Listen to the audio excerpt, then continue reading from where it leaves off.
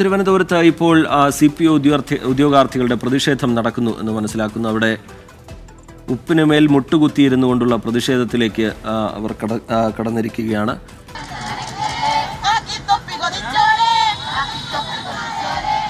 റിജിത്ത്, 5-ാം ദിവസം ഈ അനിശ്ചിതകാല നിരാഹാര സമരം 5-ാം ദിവസത്തിലേക്ക് കടക്കുമ്പോഴാണ് ഈ സമരം ഒരു പടി കൂടി കടന്ന് കല്ലുപ്പിന് മുകളിൽ ഈ ബാനറുകൾ ഉൾപ്പെടെ ഉയർത്തി, പ്ലക്കാർഡ് ഉൾപ്പെടെ ഉയർത്തി ഇവർ ഇപ്പോൾ കല്ലുപ്പിന് മുകളിൽ മുട്ടുകുത്തിയിരുന്നു കൊണ്ട് സമരം ചെയ്യുന്നത്. ഇന്നലെ ക്ഷയനപ്രദക്ഷിണ സമരവും ഇവരുടെ ഭാഗത്തു നിന്നുണ്ടായിരുന്നു.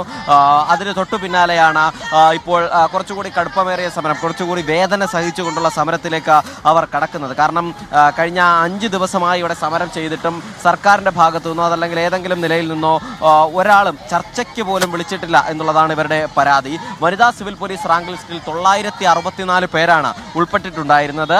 അത് നിലവിൽ വന്ന ആ റാങ്ക് ലിസ്റ്റ് നിലവിൽ വന്ന 11 മാസം പിന്നിട്ടിട്ട് പോലും ഏതെങ്കിലും നിലയിൽ നിയമനത്തിന് വേഗത ഉണ്ടായിട്ടില്ല എന്നുള്ളതാണ് ഇവർ പറയുന്നത്. വെറും 235 ഒഴിവുകൾ മാത്രം റിപ്പോർട്ട് ചെയ്യുകയും 235 നിയമനങ്ങൾ മാത്രം നടത്തുകയുമാണ് ചെയ്തത്.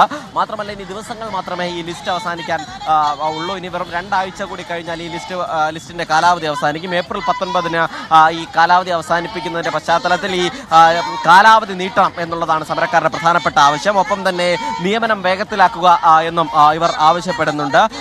അതിൻ്റെ ഭാഗമായാണ് കഴിഞ്ഞ 5 ദിവസം മുൻപ് ഇവർ നിരാഹാര സമരവുമായി സെക്രട്ടേറിയറ്റ് പടിക്കലേക്ക് എത്തി ആദ്യം 4 ദിവസവും ഏതെങ്കിലും നിലയിലുള്ള ചർച്ചയോ ഏതെങ്കിലും നിലയിലുള്ള ഒരു പ്രശ്നപരിഹാരത്തിനോ സർക്കാരിൻ്റെ ഭാഗത്തു നിന്ന് ഒരു ശ്രമവും ഉണ്ടായിട്ടില്ല.